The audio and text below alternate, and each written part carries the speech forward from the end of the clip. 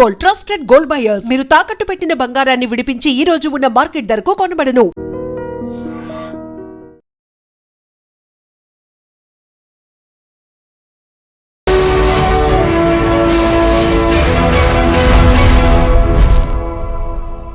నమస్తే, welcome to I dream social spotlight with Kavitha. భారతదేశం team India finals లోకి ప్రవేశించింది. T20 సెమీఫైనల్స్ లో అటు బ్యాటింగ్ కావచ్చు, బౌలింగ్, ఫీల్డింగ్ అన్ని రంగాల్లో కూడా తానేంటో చూపించి ఇప్పుడు న్యూజిలాండ్ తో తలపడిపోతోంది. యాక్చువల్ గా కీలకమైనటువంటి అంశాలు సెమీఫైనల్ మ్యాచ్ లో ఏం కనిపించాయి, ఫైనల్ ఎలా ఉండబోతోంది. మనతో పాటుగా ఉన్నారు sports analyst and cricket commentator Venkatesh గారు. వెంకటేష్ గారు, నమస్కారం అండి. నమస్తే అండి. సో నిన్న మ్యాచ్ చూసారా? మీరు చూస్తే ఏమనిపించింది? ఏది బాగా మోస్ట్ ఇంట్రెస్టింగ్, మోస్ట్ అట్రాక్టివ్ గా అనిపించింది?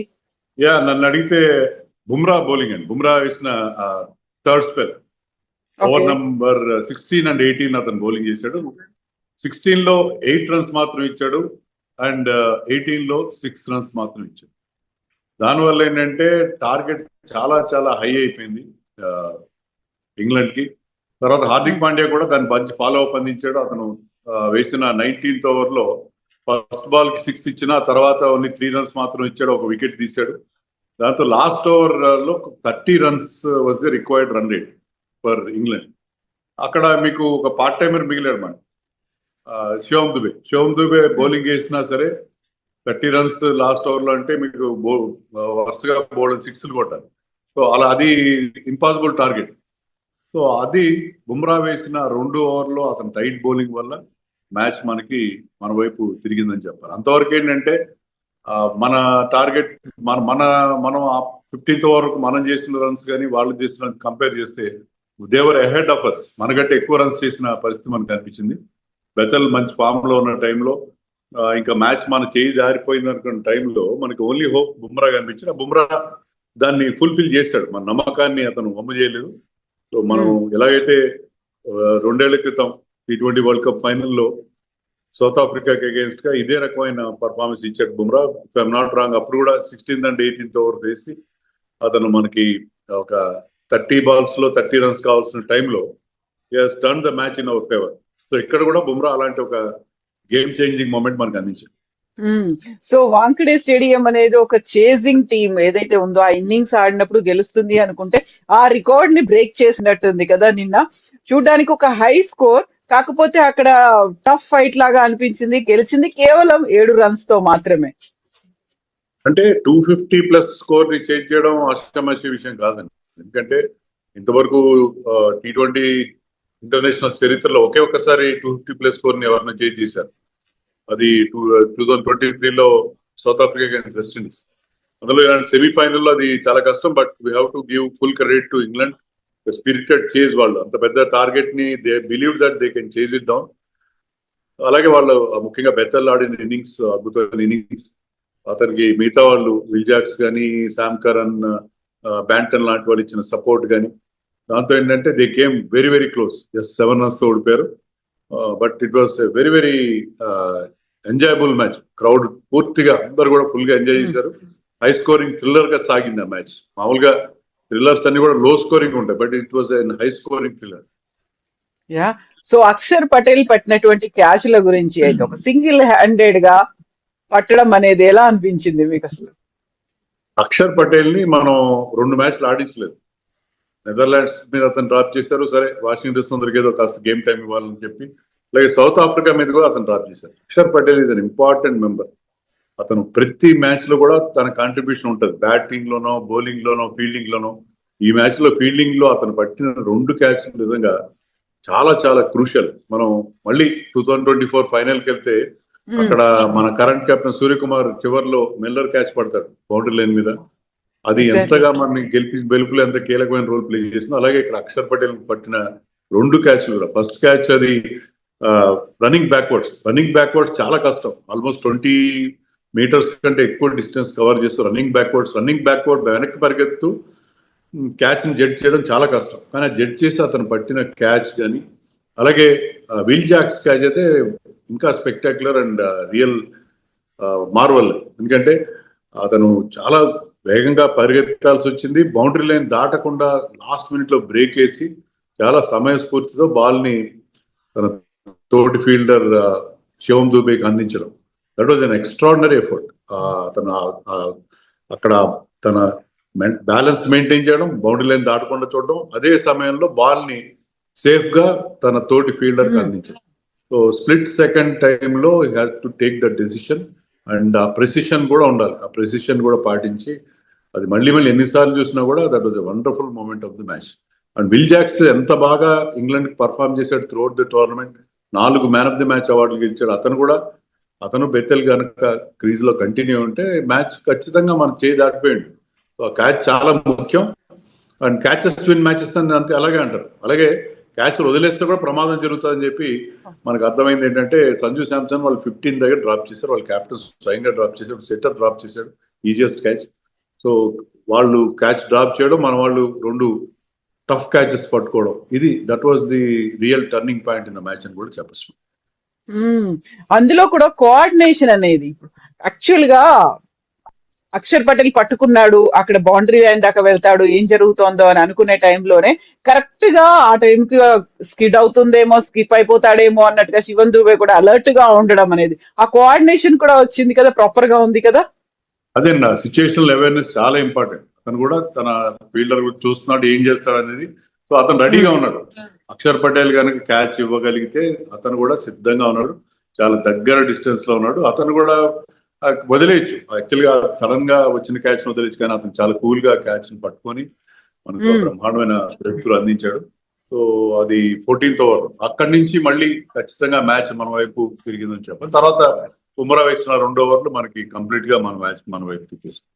సో ఎప్పుడైతే ఫీల్డింగ్ లో, ఎందుకంటే ఇంతవరకు ఈ వరల్డ్ కప్ లో మనం అందరికంటే ఎక్కువ క్యాచ్ 13 క్యాచ్ డ్రాప్ చేసాం. ఈ అభిషేక్ శర్మ లాస్ట్ మ్యాచ్ లో వెస్టిండీస్ కి అగేన్స్ట్ గా 2 క్యాచ్ డ్రాప్ చేశాడు. అదే కాదు, ఓవరాల్ గా చాలా క్యాచ్ డ్రాప్ చేస్తూ మన ఫీల్డింగ్ చాలా సబ్స్టాండర్డ్ గా కనిపించింది. ఈవెన్ గ్రౌండ్ ఫీల్డింగ్ కూడా అంత ఎఫెక్టివ్ గా అనిపించాలి. కానీ ఈ క్రూషియల్ మ్యాచ్ లో మన ఫీల్డింగ్ చాలా ఇంప్రెసివ్ గా మన వాళ్ళు ఫీల్డింగ్ చేస్తారని చెప్పాలి. రింకు సింగ్ కూడా మెచ్చుకోవాలి. Is not part of the 11, but అతను సబ్స్టిట్యూట్ గా వచ్చి చాలా మంచి ఫీలింగ్ చేయడం మనం చూసాం. ఎగ్జాక్ట్లీ. సో ఇప్పుడు బ్యాటింగ్ కూడా సంజు శాంసన్ మళ్ళీ ఆడడం అనేది ఆల్మోస్ట్ 89 దాకా చేసిన తర్వాత అక్కడ అవుట్ అయిపోవడం, మళ్ళీ అది ఒక మ్యాచ్ కే పరిమితం అవుతుందేమో అనుకుంటే లేదు, హీఈస్ కంటిన్యూయింగ్ దట్ ఫార్మ్ అనేది కనిపించింది. సంజు శాంసన్ విమర్శకులు ఏమంటారంటే అతను ఒక టోర్నమెంట్ లో కానీ ఒక సిరీస్ లో కానీ ఒక మ్యాచ్ ఆడతాడని చెప్పి అంటారు. కానీ అలా కాదు. లాస్ట్ మ్యాచ్ లో వెస్టిండీస్ మీద ఒక డిఫైనింగ్ నాక్ ఆడాడు, 97 నాట్అవుట్. అదే ఇక్కడ కంటిన్యూ చేశాడు. సో ఆ క్యాచ్ డ్రాప్ మినహా ఈ did not put a single foot wrong. అతను చాలా కంట్రోల్డ్ అగ్రెషన్, ఎలాంటి రిస్క్ తీసుకోలేదు. మామూలుగా ఏంటంటే సంజు శాంసన్ బాగా స్టార్ట్ చేస్తాడు, తర్వాత ఒక ర్యాష్ షాట్ కొట్టి గాల్లోకి బాల్ ఆడి అవుట్ అయిపోతారు. కానీ ఈసారి అలా కాదు, చాలా రెస్పాన్సిబుల్ గా ఆడాడు. సో అరౌండ్ హిమ్ మన స్కోర్ అట్లా అంత పెద్ద స్కోర్ చేసామంటే సంజు చలవే అని చెప్పాలి. మిగతా వాళ్ళు కూడా స్మాల్ కాంట్రిబ్యూషన్స్ అందించారు. పీపుల్ లైక్ శివం దుబే కానీ, తర్వాత ఇషాన్ కిషన్, హార్దిక్ పాండ్యా, చివర్లో తిలక్ వర్మ, వీళ్ళందరూ కలిసి ఒక బ్రహ్మాండమైన స్కోర్ 253 బోర్డు మీద పెట్టగలిగారు. అలా కాకుండా మనం 230 220 చేసుకుంటే మ్యాచ్ ఖచ్చితంగా ఓడిపోయాడు. ఎందుకంటే అలాంటి పిచ్చర్. దాని మీద సంజు ఆడిన ఇన్నింగ్స్ వరుసగా 2 మ్యాచ్ల్లో అతను 2 కూడా నాకౌట్ మ్యాచ్ లాంటివి, రెండిట్లో అతను గెలిపించడం ఏంటంటే సంజు శాంసన్ రియల్ టాలెంట్ ఏంటి అనేది బయటపడింది. దానికి మనం మన కోచ్ ని కూడా మెచ్చుకోవాలి. ఎందుకంటే గౌతమ్ గంభీర్ అతను బ్యాక్ చేశాడు. అతనికి గౌతమ్ గంభీర్ ఇచ్చిన సపోర్ట్ ఎవరు ఇవ్వలేదు గతంలో.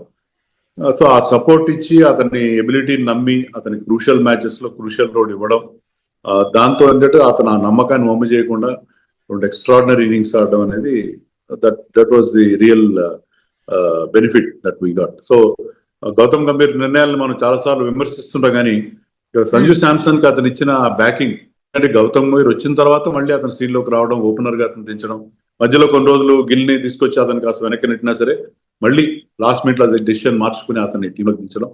సంజు శాంసన్ మళ్ళీ 11 లోకి ఎందుకు వచ్చాడంటే మన టీంలో టూ మెనీ లెఫ్ట్ హ్యాండర్స్ అయిపోవడంతో ఏంటంటే సౌత్ ఆఫ్రికాతో జరిగిన డిఫీట్ తర్వాత అతన్ని లెఫ్ట్ రైట్ కాంబినేషన్, ఆ left handers number of left handers ని బ్రేక్ చేయడం కోసం అతనికి అవకాశం ఇచ్చారు. వచ్చిన అవకాశాన్ని ఈసారి సంజు చాలా బాగా ఉపయోగించుకున్నాడు.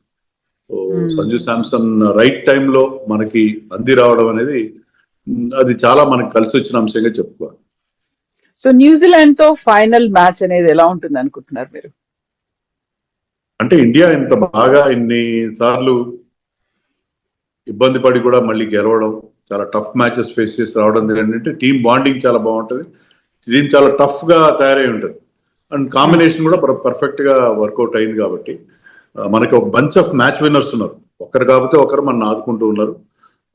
ఒకరు మేజర్ కాంట్రిబ్యూషన్ ఇస్తే మిగతా వాళ్ళు అతనికి సపోర్ట్ గా అందిస్తున్నారు.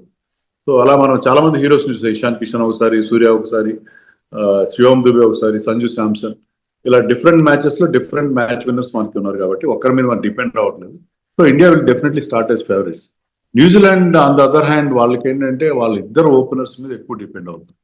ఇద్దరు ఓపెనర్స్ చాలా బాగా ఆడుతున్నారు, ఫినాలెన్ కానీ టిమ్ సైఫర్ట్ కానీ, ఇద్దరు కూడా చాలా డేంజరస్ ప్లేయర్స్ వాళ్ళు, match winning kind of players వాళ్ళు.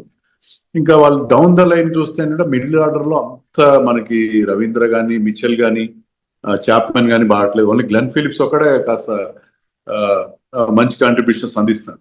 So New Zealand totally dependent on their openers కానీ. సో మన టీం కనుక వాళ్ళ ఓపెనర్స్ ని తొందరగా అవుట్ చేయగలిగితే I think India can easily win the final అని నాకు అనిపిస్తుంది. సో మీకు ఆ ఛాన్సెస్ అనేది పర్సంటేజ్ ఎలా ఉంది? యా, మనకి డెఫినెట్ గా India will definitely start as favourites అండి. దాంట్లో నాకైతే చాలా నమ్మకం ఉంది. ఇండియా ఈ మ్యాచ్ లో ఫైనల్లో కూడా ఇప్పుడున్న అంటే మనకు ఆ మొమెంటం వచ్చింది, విన్నింగ్ మొమెంటం. ముఖ్యంగా వెస్టిండీస్ మీద మనం గెలిచినప్పుడు, జింబాబ్వే మీద గెలిచినప్పుడు, జింబాబ్వే మీద కూడా మనం 250+ అంటే లాస్ట్ 3 మ్యాచెస్ లో 2 మ్యాచ్ లో మనం ఫస్ట్ బ్యాటింగ్ చేసి 250+ చేసాం. సో అందుకని ఐ థింక్ ఇండియా 70-30గా నేను చెప్తాను, చాలా హైగా నేను చెప్తాను. ఎందుకంటే ఇప్పుడు ఇండియా ఉన్న పొజిషన్లో న్యూజిలాండ్ నో డౌట్ వాళ్ళు సౌత్ ఆఫ్రికాని చాలా చిత్తుగా ఓడించారు, కానీ ఇండియాకి అగేన్స్ట్ గా వాళ్ళు ఆ రకమైన పర్ఫార్మెన్స్ ఇవ్వగలరని నమ్మకం అయితే నాకు కలిగింది. సో మన దాంట్లో హై ప్రయారిటీ పెట్టుకున్నాం, హై హోప్స్ పెట్టుకున్నది అభిషేక్ శర్మ అండ్ వరుణ్ చక్రవర్తి. ఆ ఇద్దరి ఆట తీరు నిన్న కూడా ఎలా అనిపించింది మీకు? వెరీ వెరీ డిసప్పాయింటింగ్ అండి. ముఖ్యంగా అభిషేక్ శర్మ ఆడిన షాట్ కూడా, ఎందుకంటే అతను ఆ ఓవర్లో 2 4లు కొట్టాడు. అదే ఓవర్లో ఒక సీనియర్ ప్లేయర్ గా సంజు శాంసన్ అతనికి ఏం చెప్పాడంటే, నువ్వు కాస్త నెమ్మదించు, కాస్త స్లోగా ఆడు, తర్వాత చూసుకుందాం. Sanju Samson on the other hand చాలా అగ్రెసివ్ గా ఆడుతున్నాడు. సో అభిషేక్ శర్మ అంత రిస్క్ తీసుకుని, ఎందుకంటే ఇద్దరు ఫీల్డర్స్ మాత్రమే మీకు పవర్ ప్లే సిచ్యుయేషన్ లో అవుట్ సైడ్ ద రింగ్ ఉంటారు, కానీ దాంట్లో ఒక ఫీల్డర్ ఉన్నా సరే మిడ్ వికెట్ బౌండరీ మీద అతన్ని ఛాలెంజ్ చేస్తూ అతను ఆడిన షాట్, అందులో ఫామ్ లో లేనప్పుడు అతను ప్రాపర్ గా మిడిల్ చేయట్లేదు బాల్స్, అతను ఆడిన షాట్ చాలా పూర్ షాట్ అది. సో ఇలా ఆడుతూ పోతే ఫామ్ లో లేకపోవడం అతని షాట్ సెలెక్షన్ చాలా దారుణంగా ఉందనేది మరొకసారి ప్రూవ్ అయింది. అతనికి ఆఫ్ సైడ్ లో చాలా స్ట్రాంగ్, అతను లెగ్ సైడ్ లో అంత స్ట్రాంగ్ కాదు, కానీ లెగ్ సైడ్ లో ఆ షాట్ అతను అటెంప్ట్ చేసిన, అంటే అది కావాలని వాళ్ళు ట్రాప్ చేసి మరి అతను ఆ లెగ్ సైడ్ షాట్ ఆడించారు. దాంట్లో ఆ ట్రాప్ లో అతను పడిపోయాడు. అలాగే వరుణ్ చక్రవర్తి అన్ఫార్చునేట్లీ అతని హిస్టరీని వాళ్ళు ఛేదించారేమో అన్ని టీమ్స్ అనిపిస్తుంది. లాస్ట్ మ్యాచ్ లో ఓవర్ కి 15-16 రన్స్ చెప్పుని ఇచ్చాడు, అతను చాలా ఇన్ఎఫెక్టివ్ గా అనిపించాడు. సో వరుణ్ చక్రవర్తి ఫామ్ కూడా మనకి చాలా వరీగా కనిపిస్తుంది. సో వీళ్ళిద్దరు మీద ఎన్నో హోప్స్ పెట్టుకున్నాం మనం, వీళ్ళిద్దరు మనని ఈ వరల్డ్ కప్ లో మనని ముందుకు తీసుకెళ్తారు అనుకుంటే ఇద్దరు కూడా ఇప్పటివరకు చాలా డిసప్పాయింట్ చేశారని చెప్పాలి. ఒక్క వికెట్ ఒకటి తీశారు వరుణ్ చక్రవర్తి, ఇంకా అంతకు మించి లేదు. అండ్ డబుల్ డిజిట్ కూడా క్రాస్ అవ్వలేదు అభిషేక్ ది. Yeah definite Varun Chakravarthy wickets తీశారు, కానీ ముఖ్యంగా లాస్ట్ 2-3 మ్యాచెస్ లో అతను చాలా ఇన్ఎఫెక్టివ్ గా అనిపిస్తున్నాడు. Is going for too many runs గా మనకి మనకి కనిపిస్తుంది. ఎస్ అండి, thank you so much Venkatesh గారు. మళ్ళీ మనం ఫైనల్ మ్యాచ్ తర్వాత మళ్ళీ మాట్లాడుకుందాం. థ్యాంక్ యూ అండి, థ్యాంక్ యూ సో మచ్.